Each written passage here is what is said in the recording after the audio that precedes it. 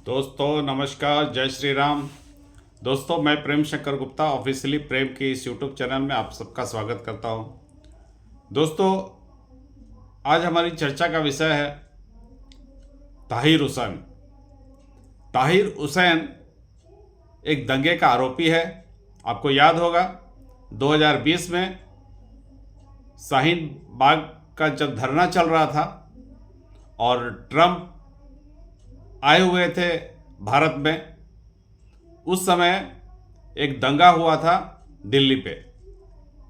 तो इस दिल्ली के दंगे का मुख्य आरोपी ताहिर हुसैन, जो कि आम आदमी पार्टी का एक काउंसिलर था, उसे पकड़ा गया था और उसके छत पे दंगे में इस्तेमाल की जाने वाली ईंट पत्थरें, पेट्रोल बम, कांच की बोतलें, उसके अलावा बाकी हथियार भी मिले थे। उस समय मेरे ख्याल से सारे न्यूज़ चैनल के पत्रकार उस छत पे गए थे और उन्होंने वहाँ से लाइव शूट किया था कि उसके छत पे क्या क्या सामग्री मिली है। और दंगाई उसके छत पे चढ़ गए थे और वहाँ से वो आम जो रास्ते पे लोग जा रहे थे उन पे वो पेट्रोल बम बरसा रहे थे, पत्थर बरसा रहे थे, खाली बोतलें बरसा रहे थे। तो इस तरह, और ये उसके घर पे हुआ था। इसके घर के छत पे ये सारा इंतजाम किया हुआ था। पत्थर भी थे, पत्थर, पेट्रोल बम, कांच की खाली बोतलें, कोल्ड ड्रिंक की खाली बोतलें, ये सब रखी हुई मिली। और इस आधार पे उसे अरेस्ट किया गया। अरेस्ट करने पे मालूम चला कि वो एक ऑफिसर था इंटेलिजेंस डिपार्टमेंट का, दिल्ली का इंटेलिजेंस डिपार्टमेंट का ऑफिसर था, अंकित नाम था उसका, जो कि उसी मोहल्ले में रहता था। उसकी हत्या इन लोगों ने, इन जिहादियों ने कर दी थी। इसका आरोप ताहिर हुसैन पे भी लगा है। वो हालांकि अभी जेल में है, उस पर कार्रवाई चल रही है, मुकदमे की कार्रवाई चल रही है। तो अब क्या हुआ कि उसे ओवैसी की पार्टी की तरफ से दिल्ली में जो अभी चुनाव चल रहा है, असेंबली इलेक्शन चल रहा है, उस पर उसको टिकट मिल गया है और वो अब चाहता है कि मुझे जमानत मिले ताकि मैं अपना चुनाव प्रचार कर सकूं, मैं चुनाव लड़ सकूं। तो सुप्रीम कोर्ट इस तरह के दंगे के आरोपी भी अगर चुनाव लड़ेंगे तो देश में कानून व्यवस्था की हालत क्या होगी। हालांकि सुप्रीम कोर्ट केजरीवाल और जो जम्मू कश्मीर में एक हमारे इंजीनियर राशिद हैं, उनके मामलों में उन्हें चुनाव लड़ने की इजाज़त दी, उन्हें अपने पार्टी का प्रचार करने का इजाज़त दी।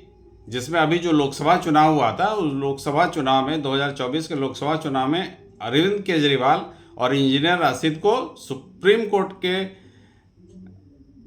के तरफ से उन्हें राहत मिली और वो अपना चुनाव प्रचार उन्होंने 2024 के इलेक्शन में किया। तो इसी ढर्रे पे चलते हुए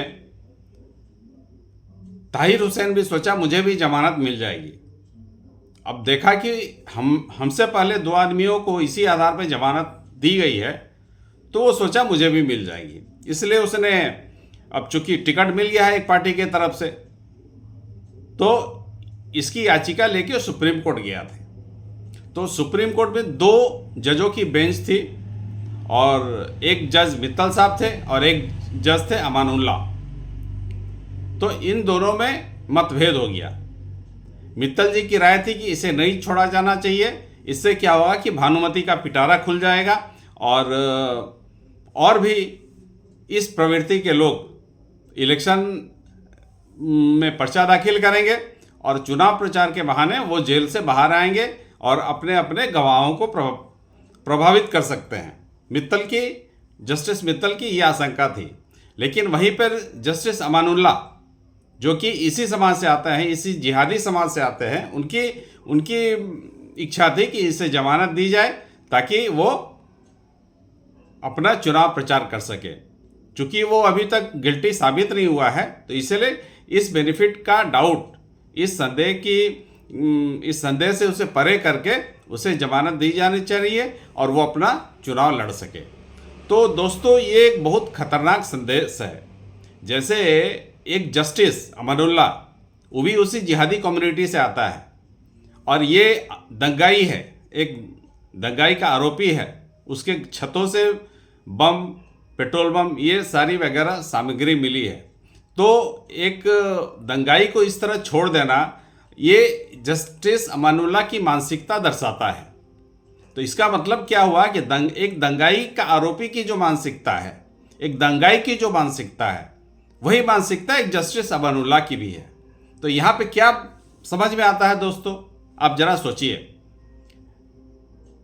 इनका जो नारा है, तेरा मेरा रिश्ता क्या, ला इल्लल्लाह ला इल्लल्लाह, तो इसका मतलब क्या होता है कि तुम दंगाई हो, चाहे एक इंजीनियर हो, चाहे एक जस्टिस हो, चाहे कहीं प्रोफेसर हो, लेकिन जब कौम के नाम पे इकट्ठा होने की बारी आती है तो ये इकट्ठा हो जाते हैं। उस समय नहीं सोचते कि ये गलत है, ये सही है या ये गलत है, ये कौम के नाम पे इकट्ठा हो जाता है। तो हमें इस मानसिकता से सावधान रहने की जरूरत है। इस अमानुल्लाह को जज किसने बनाया, वो भी एक सोचने का विषय है, क्योंकि इनकी मानसिकता तो वही है दंगा करने का। दंगा करेंगे, जिहादी समाज के लोगों को बचाएंगे। अगर किसी उच्च पद पे पहुंच जाते हैं, आपको मालूम होगा हमारे एक राष्ट्रपति अंसारी साहब बने थे। वो अंसारी भारत के लिए कितना खतरनाक साबित हुआ, कितने लोग उसके कारण मारे गए।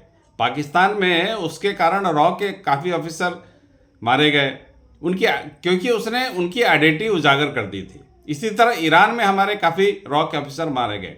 तो इस तरह के अगर व्यक्ति, जिहादी समाज का व्यक्ति अगर उच्च पद पे पहुंच जाता है तो वो देश के लिए काफ़ी गंभीर खतरा पैदा कर सकता है, क्योंकि उसकी जो वफादारी है अपने कौम के प्रति है, अपने देश के प्रति उसकी कोई वफादारी नहीं है। वो देश को जूते की नोक पे रखता है। तो एक भारतीय होने के नाते, एक हिंदुस्तानी होने के नाते हमें ये सब चीज़ देख के काफ़ी तकलीफ होता है कि ये एक ऐसा व्यक्ति है जो एक दंगाई को जमानत देना चाहता है ताकि वो चुनाव लड़ सके, और चुन के असेंबली में आए तो वो और भी असेंबली में आएगा तो उसके पास काफ़ी पावर आएगा, तो वो खुल के फिर दंगा करेगा। हालांकि कानून व्यवस्था है, लेकिन फिर भी चूंकि उसके पास अधिकार है तो खुल के वो अपना जो अनैतिक कार्य है, जो आपराधिक कार्य है, खुल के वो अंजाम दे सकता है। तो अब राष्ट्रवादी जितने भी सनातनी हैं, जितने भी राष्ट्रवादी हैं, उन लोगों को इन सब तत्वों से सावधान होने की जरूरत है। अगर हम इस खतरे से आंख मूंदे रहेंगे तो ये हमारे लिए भी खतरा है, देश के लिए तो खतरा है ही। ये ऐसे लोग समाज में नहीं रहना चाहिए। इन लोगों का सोशल बाइकआउट भी होना चाहिए।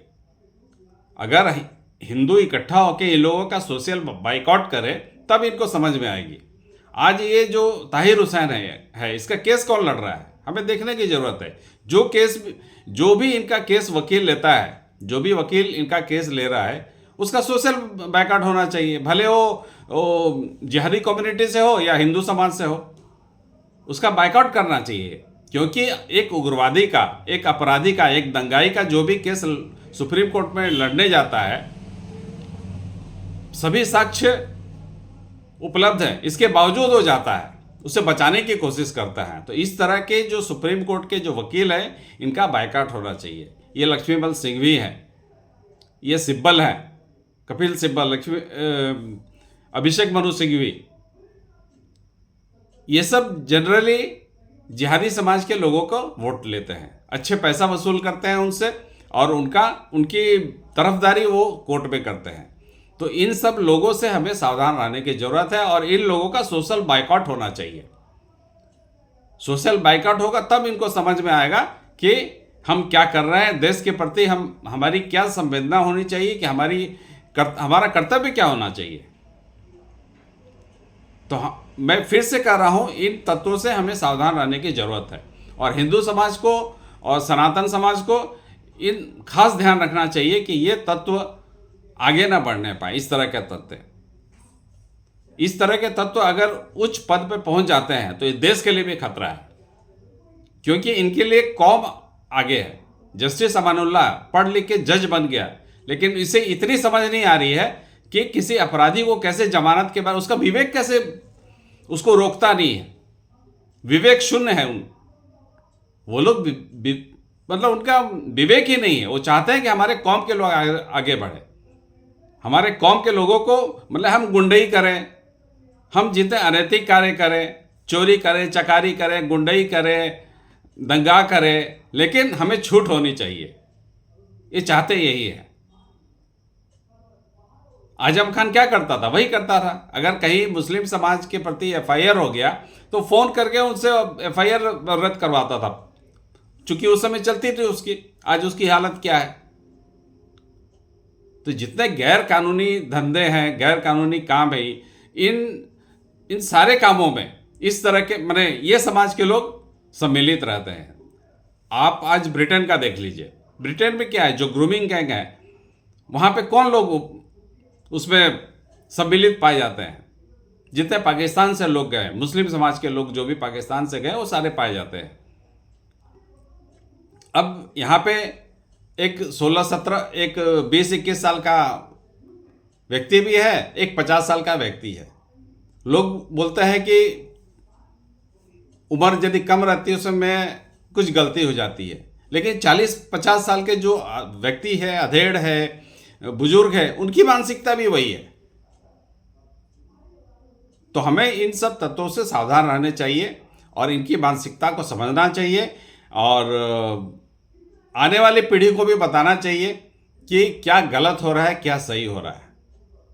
क्योंकि हमारे देश में सेकुलरिज्म का नशा कांग्रेस ने इस तरह बेचा है, वो आज तक लोग समझ नहीं पाते हैं।